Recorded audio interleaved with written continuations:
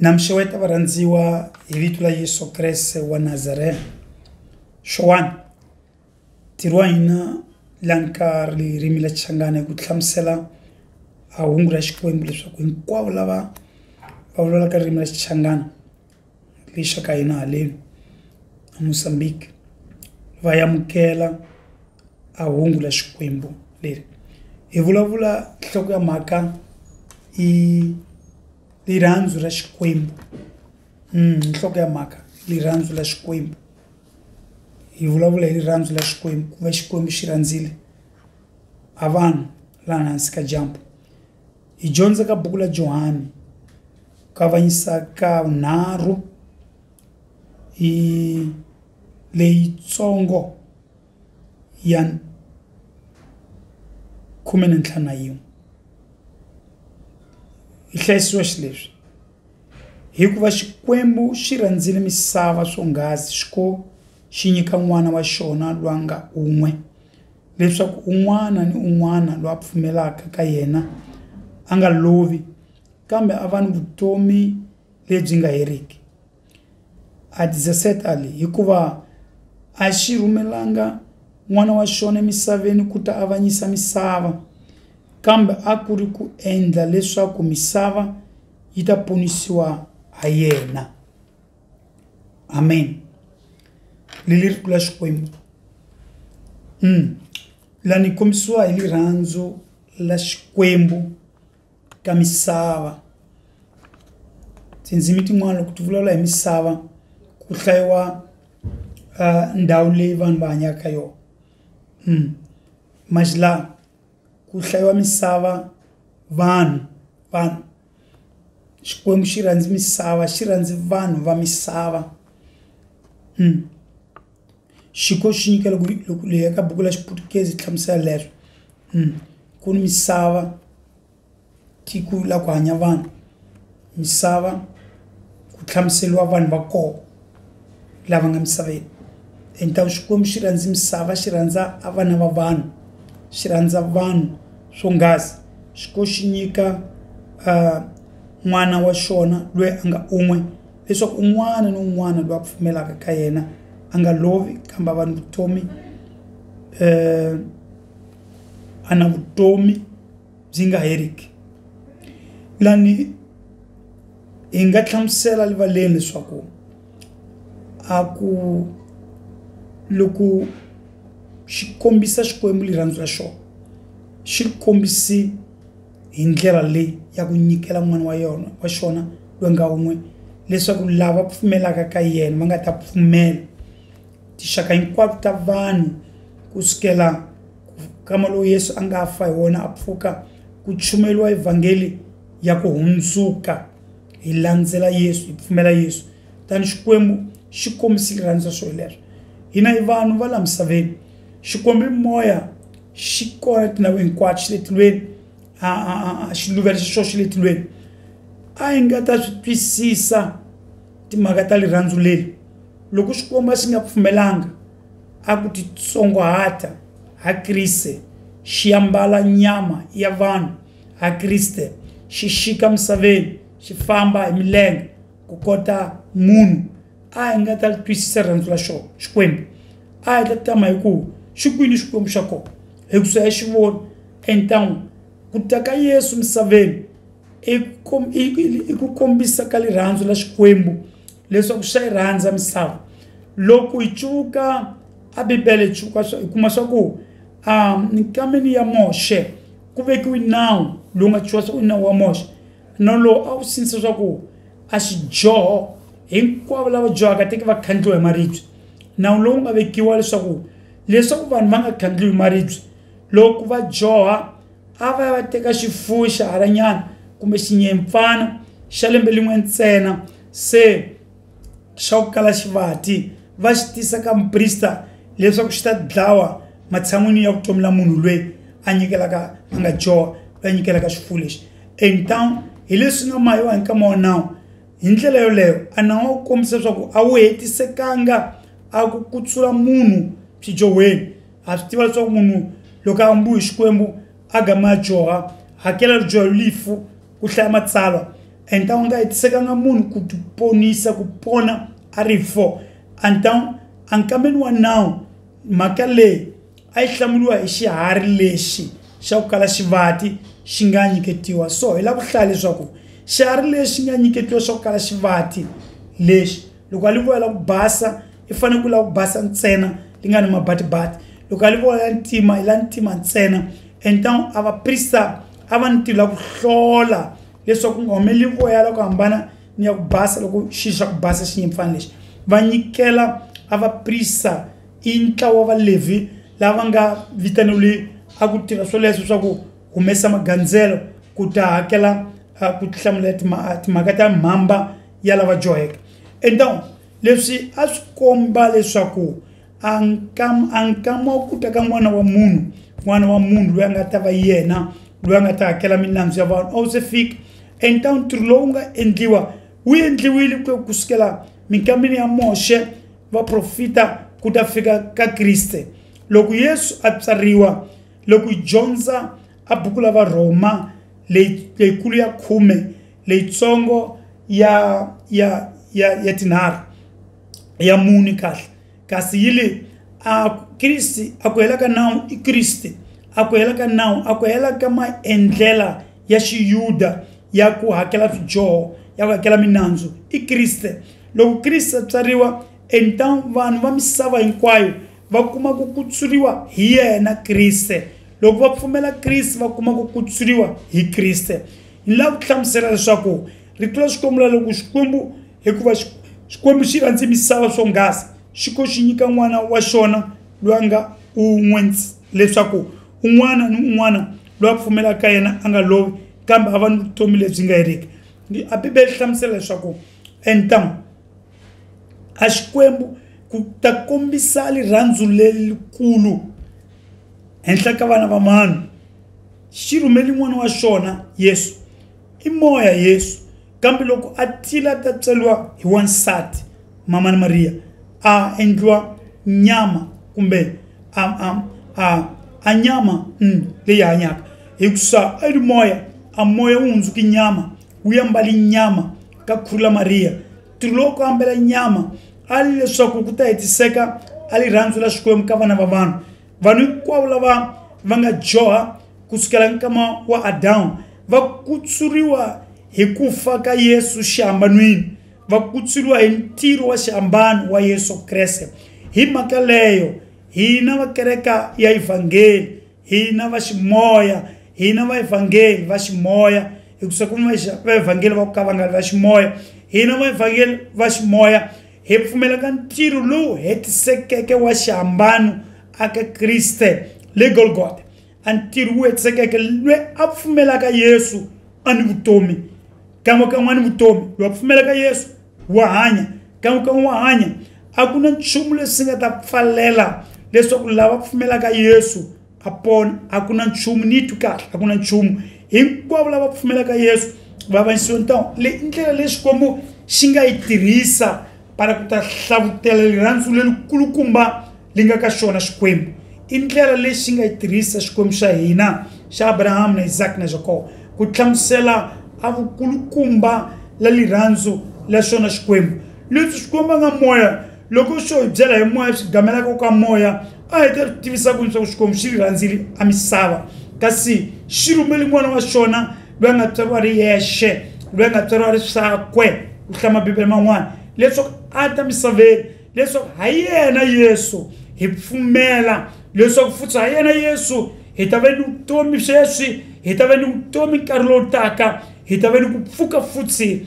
a xikarhi ka vafi ni lava ku hlaya leswaku ku ta ka Yesu misaveni a tile ku ta lulamisa leswo va nawu nga tsandzeka ku lulamisa vaprofita na vona hambiloko va chumele ngopfu va tsandzekile ku lulamisa ntsena loko hi fika ka nkama wa Yesu Kreste hi kuma ku pona hi ndlela leyo ni namuntlha hinkwavo lava pfumelaka Yesu Kreste va pona hi va pona hi laha ku nga heriki lava pfumelaka ka Yesu Kreste va pona va kuma ku hlayiseka ndhawu yin'wana leswaku moya n'wini ta kuma ku wisa va kuma ku hlayiseka va hlayiseka lava yaka ka hosi Yesu u nga pati timhaka leti swa hambana vukhongoti lebyi Yesu a nga ri nhloko ya tikereke toleto kumbe vukhongeri byoleto a byi tiri nchumu. Vukhongeri leswi Yesu a nga nhloko enta lava pfumelaka ka Yesu va hlantswiwa hi ngati leyi a nga ya halata a Calvary siku leri a nga fa hi lona Yesu Kreste, siku leri a nge te eka wena tatana ni nyiketa moya wa mina, a nyiketa moya wa yena Yesu a file hikwalaho ka byoho swa mina na wena leswaku hi ta kuma ku ponisiwa namuntlha hi ku pfumela Yesu. Enta leli i rhandzu lelikulu loko ni rhandzu leli munhu a nga ri kombisaka aka vanhu hi loko a swi kota ku va kutsula leswaku a rifu li nga ha na matimba henhla ka vona. Leswi swo endliwa ntsena hi n'wana wa Xikwembu Yesu Kreste, swi endliwanga hi vafundhisi ni vanhu van'wana, swi endliwe hi n'wana wa Xikwembu. Vafundhisi ntirho wa vona i ku hangalasa hungu leri ku kota leswi ni twaka va hangalasa hungu leswaku Yesu se a file xihambanweni. Wena a wa ha na lunghela ku fa para u hlantswa byoho swa munhu, wena wa va ni lunghela ku pfumela ntsena leswaku mani na mani loyi a pfumelaka a nga lovi, mani na mani loyi a pfumelaka a nga lovi. A hi cuvukisi kahle la aka vhesi ya 15:2. Xikwembu a xi rumanga n'wana wa xona misaveni ku ta avanyisa misava, kambe a ku ri ku endla leswaku misava yi ta ponisiwa ha yena. Ku ta ka Yesu a nga te ku ta avanyisiwa a misava. Vanhu lava va hanyaka swidyohweni va tshamaka ni swikwitsi swa tidyoho, loko va vona Yesu va pimisela ku Yesu a tiya ku ta va avanyisa, a va byela leswaku he ha swona Yesu a tele ku ta va rhandza, wa va rhandza vadyohi. Yesu a nga xi rhandzi xidyoho. Loko u rhandziwa Yesu kota mudyohi u nga yisi mahlweni ku dyoha ka wena hikusa a nga rhandzi dyoho, Yesu a rhandza vadyohi. Kutani mina vakoriseno ni van'wana kota vadyohi a hi rhandzile Yesu. So loko a hi rhandza hi sungula vutomi lintshwa la ku pfumela Yesu ni ku mu landzelela ni ku mu tirhela. Wena swi mbaka swona ku mu landzelela ni ku mu tirhela. Vavasati lava nga kutsuriwa Yesu a hi dyondzeni la Bibeleni ka buku la Luka, ni lava ku hlayela ka buku la Luka ku avanyisa ka 5:3, ka buku la Luka ka 5:3, kambe hi ta dyondza ya tsongo ya ku sungula ku ya fika ka ya unharhu leyitsongo lani ka Luka wa 5:3 ili loko yi dyondza la a yi hlayeni le la Luka 8 kumbe 5:3 leyitsongo ya ku sungula ku fika ka ya unharhu vhesi ya unharhu. Yi hlamusela sweswo ka Xikwembu. Endzhaku ka sweswo Yesu a famba hi miti ni swimitana a ri karhi a vula rito, a twarisa evhangeli ya mfumo wa Xikwembu. Lava 12 na vona a va ri na yena leya vumbirhi ni vavasati van'wana lava chusiweke emimoyeni leyo biha ni le mavokweni ni le mavabyini a va ri kona. A va ri va Mariya loyi a va ku i wa Magadala, loyi madamona ya 5 ma hlongoriweke eka yena, na Yohana kata Kuza, ndzuna ya Heroda, na Suzana ni vavasati van'wana lavo tala lava a va tirhisa swa vona ku pfuna Yesu ni vadyondzisiwa va yena. Então lava vavasati lava lili tla Xikwembu la ka doxa ni vavasati van'wana lava va chusiweke emimoyeni leyo biha ni le mavabyini a va ri kona, a va nghenile ka ntirho. Então loko vanhu va chusiwa hi Yesu va gama va nghena ka ntirho wa ku mu landzela Yesu va mu tirhela. A hi chusiwi para hi tlhela hi tshama swidyohweni, hi chusiwa para hi huma swidyohweni hi tirhela Yesu mu landzela. A va mu tirhela hi swilo swa vona Yesu ni lava a nga ri na vona. Hi mhaka leswi ni hlamuselaka min'wana kama ni ku a xuma xa kereke a xi humi ka mifumo leyi rhendzeleke, a xuma xa kereke xi huma ka ntirho wa evhangeli. Loko hi chumela evhangeli vanhu va hanyisiwa hi ku tsakela ntirho wa ku tlhantlhiwa nakambe evangeli kombisa leswo swo loko hi minyika swa hina swa moya hi na munga nyikeli swa n'wina swa nyama puri ku ma part man'wana ya swilo swa nyama swi lavekaka para ku aka tikereka para ku hangalasa evangeli ento mani lava na vo va tirhiswa leswo i mhaka evangeli leswo swa ku vanhu va humesa leswi va nga naswo para ku pfunisa ntirho hayi i mhaka evangeli leya mhaka ya mifumo ya vanhu i mhaka evangeli a evangeli tisa leswaku vanhu va tlhantlhiwa leswaku va ta tirhela xikwembu hi vutomi bya vona ni leswi va nga na swa le mandleni va tirhela xikwembu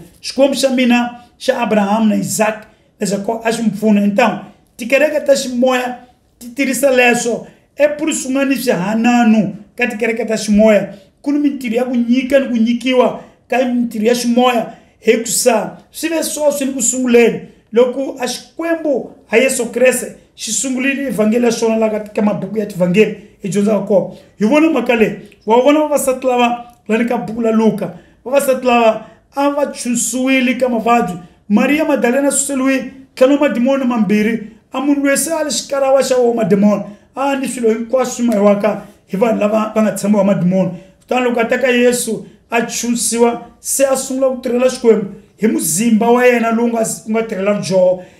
hi swilo swa yena leswi nga naswo swi nga tirhela vudyoho se a sungula ku tirhela Yesu hi leswo hi hlamuselaka swona lani ka evangeli leyi kutani xikwembu xi rhandzi misava loko u nge se twisisa va ku hlamuseli vafundhisi wa switwanga swi tile leswi ni vulaka mina ina a evangeli Yesu Kreste a kombisa swa ku a rhandzi misava kumbe xikwembu xi rhandzi misava ku ta ka Yesu misaveni ku kombisiwa leswaku xikwembu xi rhandzi misava se a ntirho lowu xi nga wu endla wa ku hlamula a ku vilela ka vanhu lava va weke a vudyoweni hi ku tisa n'wana wa xona Yesu Kreste na nidi kumbe lavi a swi nyempfana para ku hlantswa minandzu ya hina lava prista lava khale va valevi para va hi rhangela ka ntirho wolowo wa ku basisa swidyoho lavi leswo hi ku sa Yesu a tili ku ta hlantswa a ngati ya Yesu ni te yi ngheni hansi ka ngati ya tinyimpfu ni swiphongo yi susa hinkwalo thyaka yi tlhela yi hlantswa ni miehleketo ya hina leswaku hi nga ha na a xivati xa xidyoho kumbe hi nga ha na ku pimisa ka vudyoho hi nga ha na leswo tiro a consciência do pecado ku susiwi mianakanyo ya vudyoho leyi hi nga tshama na yona ni loko vanhu lava a va nyikela swinyimpfana a mianakanyo ya vudyoho a yi nga susiwanga ka vona a yi basisiwanga leswi swi hetiseki ntsena hi ngati ya Yesu yi nga nghena phakati yi hlantswa hinkwaswo tani sweswi hi nga hlaya swa ku halala ka Yesu kusa hi ka kunene hi chusiwile hi humesiwile ka makhotso ya swidyoho a swidyoho a swa ha hi bohi a swa ha swi koti ku hi khoma futhi ha khomeki hi tsutsuma ya ka Yesu hambi hi pfumala swakudya hambi hi pfumala swa ku ambala Yesu i hosi ya hina hi ta mu gandzela hi ta mu tirhela kondza misava yi hela lelo i rito la xikwembu loko ri kona seno u nge se amukela Yesu wa swi lava ku mi amukela ku ta hosi ni muhlayisi wa wena timhaka leti u nga titwa hi tona Yesu i muponisi wa vanhu xikwembu xi rhandze misava xi nyikele Yesu ntsena a xi nyikelanga Krishna a xi nyikelanga Buddha a xi nyikelanga swin'wana swikwembu swa matiko leswi swi vaka swona swa swikwembu ku nyikeliwi a Yesu Kreste a pfumela ku fa leswaku a kutsula mina na wena makwenu murhandziwa wena u twaka então a loyi a ponisaka Yesu ntsena a ku nyiketiwanga vana va vanhu laha i n'wana wa xikwembu loyi a nga tswariwa riswakwe kutani swi endlekile leswi va Portuguese va nge incarnação hi lani ka ku moya wu ambala nyama hi leswo swi